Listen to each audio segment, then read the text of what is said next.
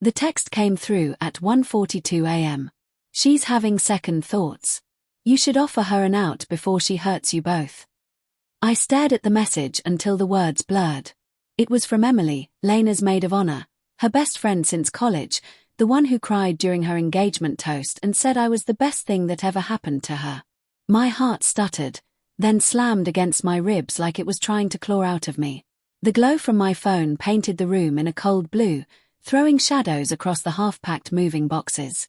Our wedding was in 11 days. We'd just signed the lease for the new apartment. I could still smell Lena's lavender shampoo on the pillow beside me. My first thought wasn't suspicion, it was fear. What if Lena was sick? Having a panic attack? I typed, "What are you talking about?" 3 dots appeared. Then vanished. Then nothing. When I woke, sunlight was spilling through the blinds, slicing the room into sharp, accusing lines. Lena was gone, an early shift at the clinic, probably, but her side of the bed was neatly made. She never made the bed. I stared at my phone. Still no reply. At breakfast, I tried to call Emily. Straight to voicemail. I pictured her phone buzzing on a nightstand, her name lighting up beside Lena's. My mind filled in too many blanks at once.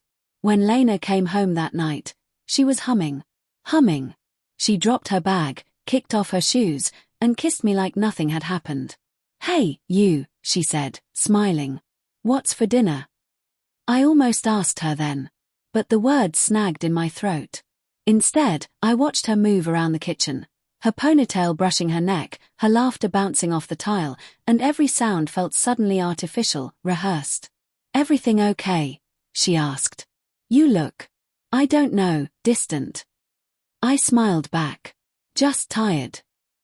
She studied me for a heartbeat too long, then went back to chopping vegetables. Over the next few days, little things began to unravel. She kept her phone face down. Her messages came late, her tone clipped. She cancelled our cake tasting, said work was crazy. Once, I caught her smiling at her screen, softly, the way she used to smile at me, and when I asked, she said it was just a meme Emily sent. Emily. That name had started to sound like a threat. On the 4th day, I went looking for proof, not because I wanted to find it, but because I couldn't breathe without knowing. I checked her laptop. Nothing. Then her old iPad, tucked away in the nightstand. She hadn't logged out of her email. At first, it was mundane, work threads, wedding RSVPs. Then I saw the folder, archived. There, between insurance statements and Pinterest links, were emails to Emily. "I don't know if I love him anymore. I can't keep pretending. He doesn't deserve this. Promise me you won't tell him." My hands trembled so hard I almost dropped the iPad. The last message was from 2 nights ago. "I think he suspects. What if he finds out about us?" The words didn't make sense at first. Finds out about us. My brain refused to fit them together.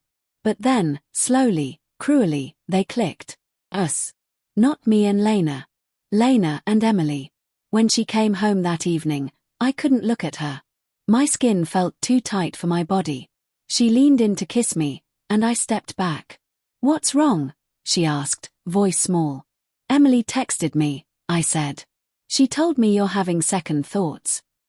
Her eyes widened. Not with surprise. No, it was something darker. Calculation. "What did she say exactly?" "That I should offer you an out. Before you hurt us both." She went still. "Did she say anything else?" "No," I lied. I wanted to see what she'd do. Lena sank into a chair, her face crumpling in her hands. "I didn't mean for this to happen," she whispered. I waited, every muscle rigid. "It started after the engagement," she said finally. "Emily was there for me when I was overwhelmed, and I thought it was just comfort. But then, God, I don't know how it became more." Her voice cracked. It wasn't supposed to mean anything. The words echoed in my head, hollow and metallic. "How long?" She flinched. "For months." I felt the air leave me. For months of inside jokes, of wedding planning, of I love yous whispered against my neck, while she was touching someone else. Someone she'd asked to be her maid of honor. My mind split open. Half of me wanted to scream, the other half wanted to beg her to say it wasn't real. You could have told me, I said. I tried, she said. Every time I looked at you, I froze. You're so good. And I'm coward, I finished. She nodded, tears streaking her cheeks. That night, I packed a bag. She didn't stop me. Outside, the air was damp with rain, streetlights bleeding gold into puddles. I drove with no destination, the wipers thrashing against the windshield like a heartbeat. At a red light, my phone buzzed again. Emily, I didn't mean for you to find out like this. She's not the only one who has regrets. I stared at the message, nausea coiling in my gut. For a moment, I almost replied. Almost demanded to know what she meant, what regrets could possibly fix what they'd done. But then I realized, she wanted to ease her guilt. Not mine. I deleted the message. Then all of them.